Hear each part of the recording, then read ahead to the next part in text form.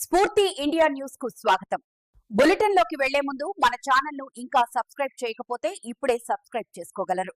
ఆంధ్రప్రదేశ్లో జిల్లాల పునర్విభజనలో భాగంగా డుంకరాయిని మండల కేంద్రంగా ప్రకటించాలని డిమాండ్ చేస్తూ గ్రామస్తులు భారీ ర్యాలీ చేపట్టారు. సుమారు 2,000 మంది పాల్గొన్న ఈ ర్యాలీకి ఎంపీటీసీ కరక వెంకటరమణ నేతృత్వం వహించారు. రంపచోడవరం నియోజకవర్గంలోని డుంకరాయి గ్రామంలో ఆగ్రహజ్వాలలు అంటుకున్నాయి. జిల్లాల పునర్విభజనలో కొత్తగా గుర్తేడు గ్రామాన్ని మండల కేంద్రంగా ప్రకటిస్తూ డొంకరాయిని అందులో కలపడంతో గ్రామస్తులు తీవ్ర అసంతృప్తి వ్యక్తం చేస్తున్నారు. 195 కిలోమీటర్లు దూరంలో ఉన్నవాయి రామవరం మండల కేంద్రం కింద గతంలో ఉన్న డుంకరాయి 36 గ్రామాలు దాదాపు 9,000 జనాభాకు కేంద్ర బిందువుగా ఉంది. గతంలో ఐటీడీఏపీఓ ప్రస్తుత కలెక్టర్ దినేష్ కుమార్ ఇచ్చిన హామీని గుర్తు చేస్తూ ఎంపీటీసీ కరక వెంకటరమణ అప్పట్లో చేసిన నిరాహార దీక్షను స్మరించారు. ప్రభుత్వం ఇప్పుడు హామీని విస్మరించిందని ఆయన ఆరోపించారు. అధికారులు తక్షణం స్పందించి డొంకరాయిని మండల కేంద్రంగా ప్రకటించకపోతే ఆమరణ దీక్షకు దిగుతానని ఎంపీటీసీ హెచ్చరించారు.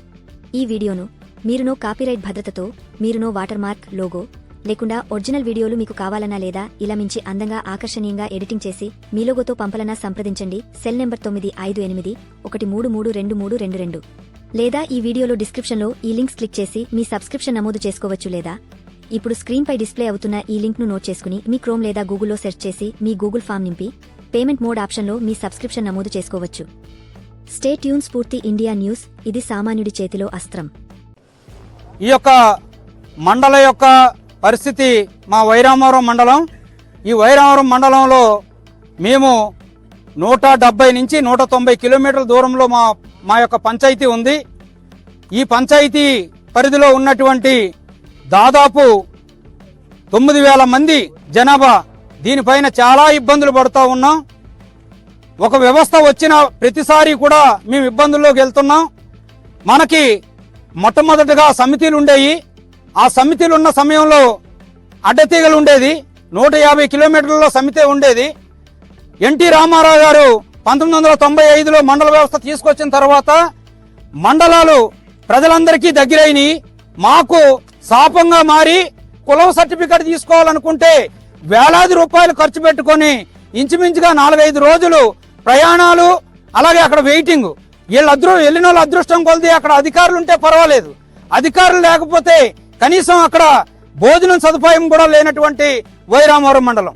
వైరామవరం మండలం 40 సంవత్సరాల క్రితం ఏర్పడింది. ఈ రోజు కూడా అక్కడ సొంత ఆఫీస్ లేదు. ఎందుకంటే అది పూర్తిగా ఇంటీరియర్ ప్లేస్. ఇప్పుడు మేము దానిపైన పెద్ద పోరాటం చేశాం. పెద్ద పోరాటం చేసి ఇంచుమించుగా 4 నుంచి 5 సంవత్సరాల పాటు పోరాటంలో మరి చేయగా శాంతియుత పోరాటాలు చివరకు రిలే నిరాదీక్షలు ప్రారంభించాం.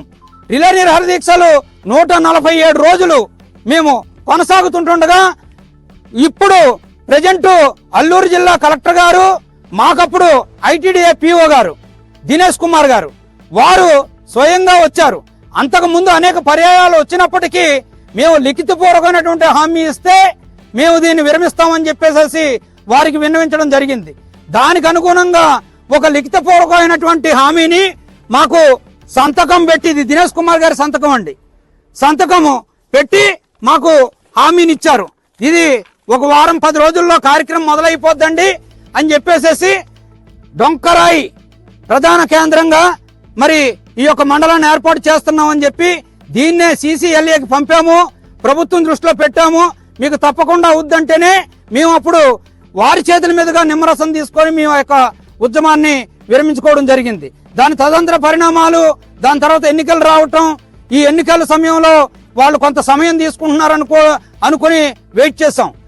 ఇప్పుడు మేము మళ్ళా ప్రభుత్వం వచ్చింది. ప్రభుత్వం వచ్చిన తర్వాత మరలా ఈ విషయాన్ని లాస్ట్ జూలై 31నే నేను మన చింతూరు ఇదే దినేష్ కుమార్ గారు మన వరద బాధితుల్ని పరామర్శించడానికి వస్తే నేను చింతూరు వెళ్ళి వారికి స్వయంగా ఇచ్చి, సార్ మీ చేతుల మీదే ఆ రోజు ఈ యొక్క ముగింపు జరిగింది, మీ చేతుల మీదే మాకు మండలం రావాలి సార్, మీ యొక్క గోల్డెన్ చేతుల మీదుగా మా మండలాన్ని ఏర్పాటు చేసి మా ప్రాంతాన్ని మీరు దయతలిచి ఆ రోజు మీరు చేసినందుకు చాలా సంతోషించామని చెప్పి నేను స్వయంగా మాట్లాడి, ప్రతి ఒక్క రోడ్డు కూడా తారు రోడ్డు ఉంది, ప్రతి ఒక్క ఆఫీస్ ఉంది. ఇక్కడ మీకు ఇక్కడ వచ్చేటప్పటికి ఒక పట్టణ వాతావరణం ఉంటుందండి. మరి ఈ రకమైనటువంటి సదుపాయాలతో ఇక్కడ టెలిఫోన్ సదుపాయాలు ఉన్నాయి, అలాగే పోస్ట్ ఆఫీస్ ఉందండి, అలాగే ఆంధ్ర బ్యాంక్ ఉందండి. ఈవేళ బ్యాంకు ప్రతి ఒక్కరికి అవసరం అండి. ఈవేళ గుర్తేళ్ళు అయితే పెట్టండి. ఈవేళ కూడా వైరామరంలో కేవలం 3 రోజులే నడుస్తుందండి. ఎందుకంటే ఇంటీరియర్ ప్లేస్, అక్కడ ఎవరో డిపాజిట్ చేసేవాళ్ళు ఉండరు. 3 రోజులు గంగవరంలో పెడుతున్నారండి. మరి ఇక్కడ ఫుల్ ఫ్లెడ్జ్డ్ గా నడుస్తుందండి. ప్రతి మనిషికి ఈ రోజు ప్రభుత్వం ఇచ్చే సంక్షేమం అంతా కూడా త్రూ బ్యాంకు ద్వారా వస్తుందండి. ఇప్పుడు వాళ్ళకు గుర్తడి పెట్టిన వాళ్ళందరూ తప్పనిసరిగా డొంకరాయి రావాలండి. మరి ఇటువంటి పరిస్థితులన్నింటి కూడా మరి అధికారులు ఎందుకు గమనించలేదో మాకు అర్థం అవడం లేదండి. ఎందుకంటే మాకు రిటర్న్ హామీ ఇచ్చి మరి ఎందుకు ఈ తప్పుదారి పట్టారో కలెక్టర్ గారు ఇది ప్రభుత్వానికి ఆన్సర్ చేయాలండి, ప్రజలకు ఆన్సర్ చేయాలండి. కాబట్టి ఈ ఉద్యమం మరి పెద్ద ఉగ్ర రూపం దాల్చక ముందే మరి కలెక్టర్ గారు దీన్ని ఇచ్చినటువంటి తప్పుడు నివేదికను వెనక్కి తీసుకొని మరి ఈ యొక్క మీరు రిటర్న్ గా ఇచ్చినటువంటి ఈ హామీని నిలబెట్టుకోవడానికి మీరు ముందుకు రావాలని చెప్పి మరి ఈ సందర్భంగా మిమ్మల్ని కోరుచు మరి ఈ ప్రాంత ప్రజలు పడుతున్నటువంటి బాధ